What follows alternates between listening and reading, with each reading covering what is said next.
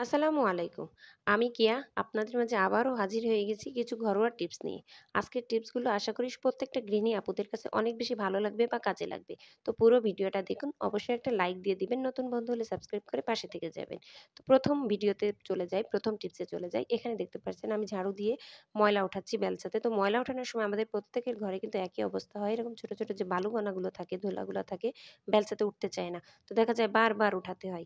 এটা কিন্তু খুবই একটা বিরক্তিকর বিষয়। আজকে এই ভিডিওটা দেখলে বিরক্ত আপনাদের কাছে শেষ হয়ে যাবে। আর কাজটা খুবই সহজ হয়ে যাবে। এখানে দেখতে পাচ্ছেন আমি একটা কসটেপ নিয়েছি। আপনাদের বাসায় যে কসটেপ থাকবে সেটাই ব্যবহার করতে পারবেন।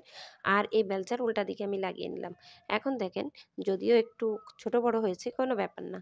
বেলচাতে লাগলেই হলো। তো এখন আপনাদেরকে দেখাবো একটা ম্যাজিক। তো দেখেন, উল্টা দিক দিয়ে কিন্তু লাগাতে হবে। ওই সোজা দিক দিয়ে লাগালে হবে না। এখন কি করব দেখেন, তো ঝাড়ুর সাথে একবারে কিন্তু ময়লাটা উঠে আসবে। তো দেখেন, একবার না উঠলেও ২ বারে উঠে আসবে। একেবারে গ্যারান্টি দিয়ে বলতে পারি। তো এই কাজটা কতটাই সহজ।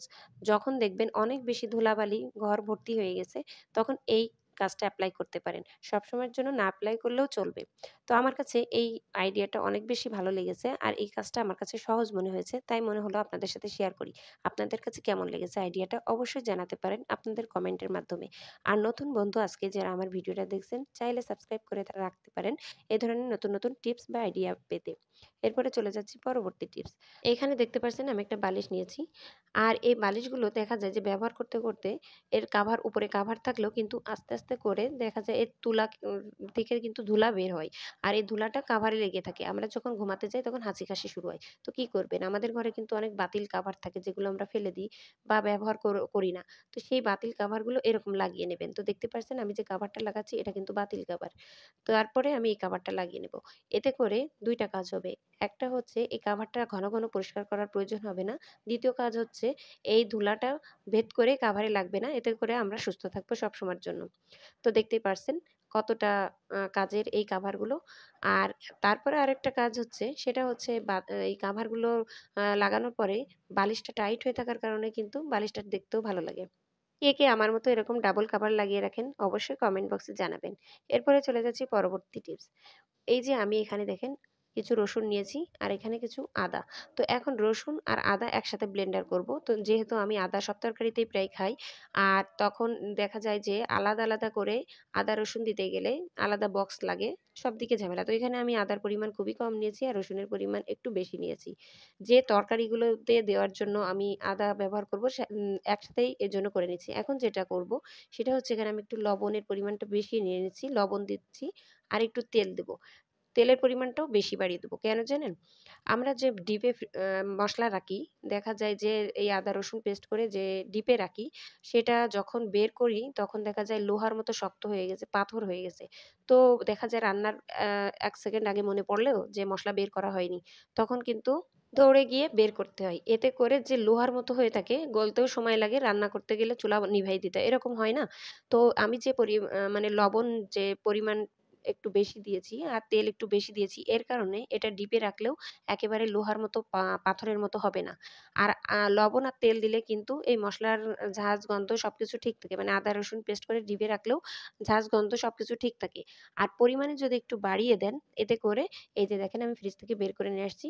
লোহার মতো শক্ত হবে না। এটা চাইলে এরকম করে আ আরকি আইসক্রিমের মতো আরকি আ নেওয়া যাবে। তো এটা একটা দারুণ একটা আইডিয়া কিন্তু। আপনারা এভাবে করে দেখতে পারেন। অবশ্যই লবণ আর তেলের পরিমাণটা বাড়িয়ে দেবেন আর রান্নার সময় লবণটা একটু কম করে দেবেন। তো আশা করি এই টিপসটা আপনাদের কাছে ভালো লাগবে। এরপরে চলে যাচ্ছি পরবর্তী টিপস। তো এখন সময় উপযোগী আম। আমরা আম বাড়ি থেকে আসুক বা কিনে রাখি, দেখা যায় যে অনেক আম একসাথে যখন কিনে রাখি, এই আমগুলো কিন্তু একসাথে পেকে যায়। তখন কিভাবে সংরক্ষণ করবেন? অনেকদিন আ সংরক্ষণ করবেন। আমি দেখেছি অনেকে ডিপে রেখে দেয়। তো ডিপে আম রাখলে পাকা আম কিন্তু সেটা খাওয়ার উপযোগী থাকে না। তো নরমালি অনেকদিন ভালো থাকবে। কিভাবে রাখলে আমি সেটার একটা পদ্ধতি দেখিয়ে দিচ্ছি। তো এখানে দেখেন আমি যে ফ্রিজের যে আরকি নিচের অংশটা থাকে, এই যে ট্রের ভিতরে রাখবো। এর জন্য আমি চারিদিকে এই যে লেখালেখির যে কাগজ আছে সেটা দিয়ে নিচ্ছি। আপনারা চাইলে পেপার দিয়ে নিতে পারেন বা এর থেকে মোটা কাগজগুলো দিয়ে নিতে পারেন। এতে বেশি ভালো হবে। তো পেপারও আছে। আমি তারপরেও পেপার না দিয়ে আমি এখানে লেখালেখির কাগজগুলো দিয়ে দিচ্ছি। আর এটা এমনভাবে দিতে হবে যেন সব জায়গায় আ লেখালেখির কাগজগুলো আরকি দেওয়া থাকে। চারিদিকে লেখালেখির কাগজ দিলেই হবে না। এবার কিভাবে রাখবো সেটা দেখেন। এটা আপনার লেখালেখির কাগজ বা পেপার দিয়ে মুড়িয়ে রাখতে পারেন। এইভাবে একটা, একটা করে আম মুড়িয়ে এভাবে রেখে দিতে হবে যাতে কোনোভাবে এর ভিতরে আরকি পানি-ঠানি কিংবা বাতাস ঢুকতে না পারে। তো দেখেন প্রত্যেকটা আম আমি এভাবে করে আরকি মুড়িয়ে রাখছি। আর যদি এইভাবে প্রত্যেকটা আম মুড়ে রাখতে পারেন আর এভাবে ফ্রিজে রাখতে পারেন, এতে করে আম থাকবে অনেক দিন ভালো। আর সহজে নষ্টও হবে না। আর পেকে বা নরমও হয়ে যাবে না। একেবারে তরতাজা থাকবে। যেভাবে রাখছি ঠিক সেভাবে থাকবে। তো দেখেন আমি সবগুলোই প্রায় এভাবে মুড়ে নিয়েছি। আর আমি পুরাটাই দেখাচ্ছি, আপনাদের দেখানোর চেষ্টা করছি। যেহেতু এখন আম উঠছে সবাই রাখবেন। অনেকের কিন্তু ছেলেমেয়েরা দূরে থাকে। দেখা যায় যে আমগুলো কবে খাবে সে আশায় কিন্তু ফ্রিজে রেখে দেয়। আর ডিপে রেখে দেয়, সেই আমগুলো কিন্তু খাওয়ার উপযোগী থাকে না। যার কারণে মনে হলো আমি যেভাবে সংরক্ষণ করি সেটাই আপনাদের সাথে শেয়ার করি। আর দেখেন আমি কিন্তু সবগুলোই এভাবে মুড়ে নিয়েছি। এখন এর উপরে আরেকটা পেপার দিয়ে নিব। এতে করে উপরের যে ঘাম থাকবে সেটা কিন্তু এর উপরে পড়বে না। আমের উপরে পড়বে না আর অনেকদিন ভালো থাকবে। এরপরে চলে যাচ্ছি পরবর্তী টিপস বা পরবর্তী আইডিয়া। তো এইটা আমাদের ঘরে যে আলমারিগুলো থাকে দেখা যায় যে হ্যাঙ্গিং করার জায়গা থাকে না। কাপড়গুলো এত পরিমাণে বেশি হয়ে যায়। আমারটাই দেখতে পারছেন অনেক, অনেক কাপড়।